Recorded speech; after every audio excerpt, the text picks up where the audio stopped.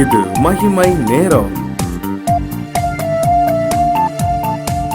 மகிமை டிவி நேயர்கள் அனைவர்களுக்கும் என்னுடைய இயேசு கிறிஸ்து நாமத்தினாலே என்னுடைய அன்பான வாழ்த்துக்களை தெரிவித்துக் கொள்கிறேன். இந்த வாரத்தின் முதல் நாளிலும் கூட நாம் தியானிக்க இருக்கிற தலைப்பு அன்பு.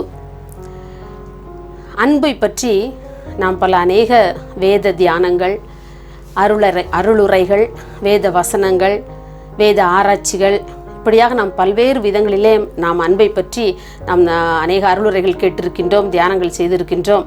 ஆனால் இந்த நாளில் கூட அந்த அன்பு, அந்த தேவனுடைய அன்பு நம்முடைய உள்ளத்தில் இருக்கிறதா என்று ஆராய்ந்து பார்க்கும்படியாகவே இந்த மணித்துளிகளை தேவன் நமக்கு கொடுத்திருக்கின்றார். 1 கொரிந்தியர் 13ஆம் அதிகாரம் 13ஆம் வசனத்திலே பவுல் கூறுகிறார், விசுவாசம், நம்பிக்கை, அன்பு, இம்மூன்றினையும் ஒரே வரிசையில் அவர் வரிசைப்படுத்தி வைத்திருந்தாலும் அவர் முடிவாக என்ன முடிக்கின்றார் தெரியுமா? இவைகளில் அன்பே பெரியது என்று சொல்லி அந்த வசனத்திலே முடிக்கின்றார். ஆம் அன்பானவர்களே, நாம் என்னென்ன காரியங்களிலே நாம் அன்பின் குறைச்சலாக இருக்கின்றோம் என்று நாம் சிந்தித்து பார்க்கும்படியாக நாம் அழைக்கப்பட்டிருக்கின்றோம். நம்ம என்னென்ன காரியங்களை நாம் செய்து மற்றவர்களுக்கு செய்து நாம் பிறரிடம் நம்முடைய அன்பை காண்பிக்க முடியும் என்று சொல்லி நாம் தியானிக்க இருக்கின்றோம். இந்த அதிகாரத்தை நாம் பலமுறை வாசித்திருக்கலாம். அதாவது 1 கொரிந்தியர் 13ஆம் அதிகாரத்தில் அன்பை பற்றி அநேக காரியங்கள் கூறப்பட்டிருக்கிறது. நாமும் கூட அநேக முறை இந்த அதிகாரத்தை பற்றி வாசித்திருக்கலாம், தியானித்திருக்கலாம். ஆனாலும் இந்த அன்பின் குணாதிசயங்கள் நம்மிடத்தில் இருக்கிறதா என்று நாம் என்றைக்காவது நாம் சிந்தித்து பார்த்திருக்கிறோமா? இந்த அன்பு என்னிடத்தில் இருக்கிறதா என்று சொல்லி நம்மை நாமே என்றைக்காவது தற்பரிசோதனை செய்து பார்த்திருக்கின்றோமா? இதை பற்றி, இந்த அன்பை பற்றி வள்ளுவரும் கூட கூறுகின்றார், அன்பிற்கும் உண்டோ அடைக்கும் தாள் என்று சொல்லுகின்றார். எல்லா கதவுகளையும் மூடுவதற்கு தாழ்பால் இருக்கும். அந்த தாழ்பால்களை கொண்டு அந்த கதவை மூடிவிடலாம். ஆனால் அந்த அன்பு என்ற ஒன்று இருக்கிறதே, அதை எதை வைத்தும் கூட, இந்த உலகத்தின் எந்த இதையும் வைத்தும் கூட அந்த அன்பை ஒரு நாளும் அடக்கி வைத்து கொள்ளவோ எதுவுமே நம்ம அந்த அன்பை வைத்து நம்ம செய்ய முடியாது. அந்த அன்பை அடக்கி வைத்துக்கொள்ள நம்மளால் முடியாது என்றே கூறலாம். நாம் நம்மை படைத்த இறைவனிடம் முதலாவதாக நாம் அன்பு கூறுகிறோமா என்று சொல்லி இந்த நாளில் நாம் சிந்தித்து பார்ப்போம். நாம் நமது இறைவனிடம், நாம் படைத்த கடவுளிடம் அன்பு கொண்டு இருப்போம் என்று சொன்னால் சாதாரணமாகவோ நாம் பிறரிடத்திலே அந்த அன்பை பகிர்ந்து கொள்ள நாம் ஆசைப்படுவோம். முதலாவது கடவுளிடம் நாம் அன்பை வெளிப்படுத்த நாம் ஆயத்தப்பட்டு கொண்டிருப்போம் என்று சொன்னால் நாம் பிறரிடம் கூட அந்த அன்பை நாம் காண்பிக்க நாம் தயங்குவதே இல்லை. ஒருபோதும் இந்த அன்பை, நாம் கடவுளுடைய அன்பை விட்டு நாம் ஒருபோதும் பின்வாங்கி விடக்கூடாது. அந்த அன்பு நமக்கு ஆண்டவர் இயற்கையாகவே நம்மிடம் கொடுத்து வைத்திருக்கின்றார். இந்த அன்பை பற்றி ஆண்டவர் பல இடங்களிலே நமக்கு கூறியிருக்கின்றார். யோவான் 15ஆம் அதிகாரம் 9ஆம் வசனத்திலே என்னுடைய அன்பிலே நிலைத்திருங்கள் என்று சொல்லி ஆண்டவர் சொல்லியிருக்கின்றார். அவருடைய அன்பை நம்முடைய உள்ளத்திலே வைத்திருக்கின்றார். நான் கொடுத்த இந்த அன்பிலே, நான் காட்டிய இந்த அன்பிலே நீங்கள் நிலைத்திருங்கள் என்று சொல்லியிருக்கின்றார். நாம் அந்த அன்பிலே நிலைத்திருக்கிறோமா? அவர் எப்படி நமக்குள் இந்த அன்பை வைத்திருக்கிறார்? நாம் யோவான் 3ஆம் அதிகாரம் 16ஆம் வசனத்தில் வாசிக்கிறோம், எவ்வளவு பெரிதான ஒரு அன்பு! அவருடைய ஒரே பேரான குமாரனை நமக்காக அவர் கொடுத்து நம்மில் இவ்வளவாய் அன்பு கூர்ந்தார் என்று சொல்லி வாசிக்கின்றோமே. அந்த அன்பை நமக்குள் அவர் வைத்திருக்கிறார். இந்த அன்பிலே நாம் நிலைத்திருக்கிறோமா?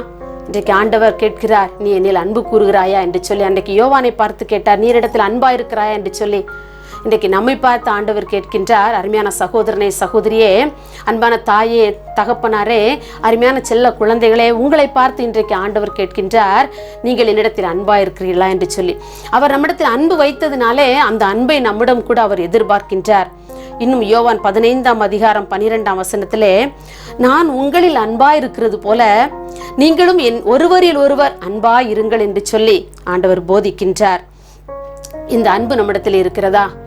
நாம் இந்த அன்பை நம்முடைய குடும்பத்தில், நாம் வேலை பார்க்கும் ஸ்தலங்களில், நாம் படிக்கின்ற இடங்களில் இந்த அன்பை நாம் மற்றவர்களுக்கு வெளிப்படுத்தி இருக்கிறோமா? இந்த அன்பு முதலாவதாக நம்முடைய உள்ளத்தில் இருக்கும் என்று சொன்னால் இந்த அன்பை நாம் பிறருக்கு வெளிப்படுத்துவோம். அது மாத்திரமல்ல, இன்னும் 1 யோவான் 4ஆம் அதிகாரம் 8ஆம் வசனத்திலே ஆண்டவர் சொல்கிறார், அன்பில்லாதவன் தேவனை அறியான். நம்ம ஆலயத்திற்கு போகிறோம், வாரந்தோறும் ஞாயிற்றுக்கிழமை நாம் ஆலயத்திற்கு செல்கிறோமே. ஆனால் நாம் ஆண்டவரை உண்மையிலே நாம் ஆராதித்து விட்டு வருகிறோமா, உண்மையிலே நாம் ஆண்டவரை ஆராதிக்கிறோமா என்று சொன்னால், நம்ம உள்ளத்தில் அன்பு இருந்தால் மாத்திரமே, மற்றவர்களை நேசிக்கக்கூடியதான, பகைவர்களையும் நேசிக்கக்கூடியதான அந்த அன்பு நம்முடைய உள்ளத்திலே இருக்கும் என்று சொன்னால் மாத்திரமே நாம் ஆண்டவரை தரிசிக்க முடியும். அன்பில்லாதவன் தேவனை அறியான் என்று சொல்லி வேதம் சொல்கிறது.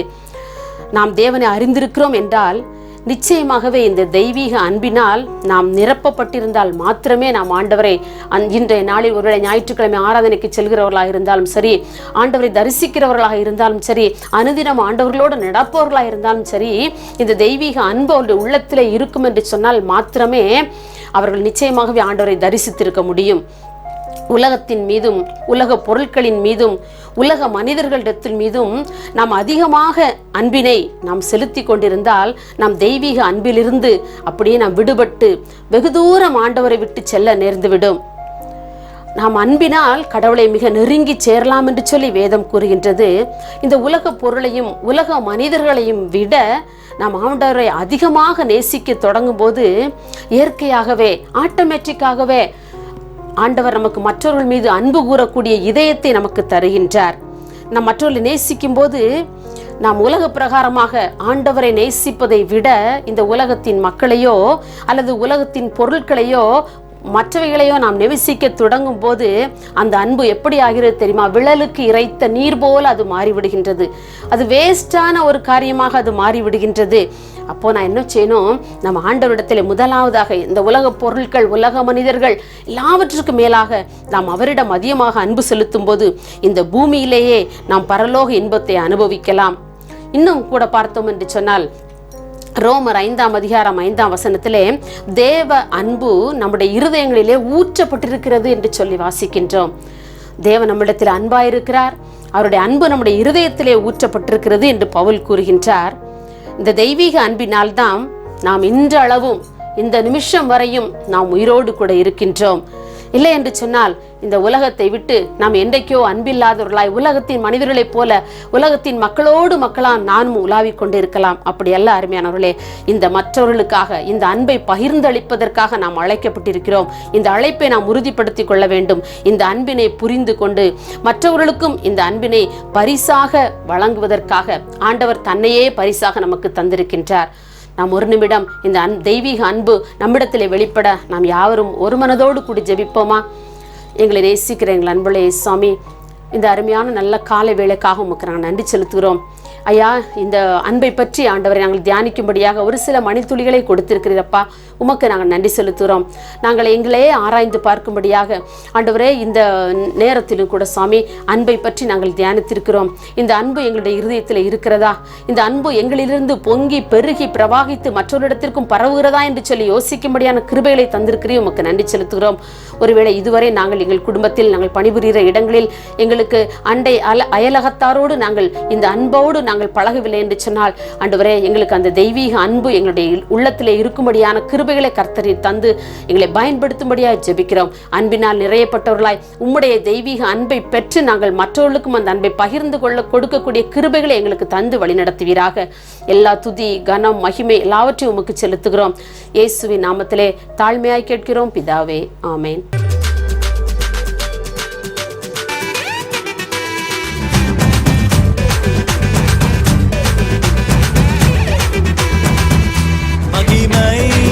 மகிமை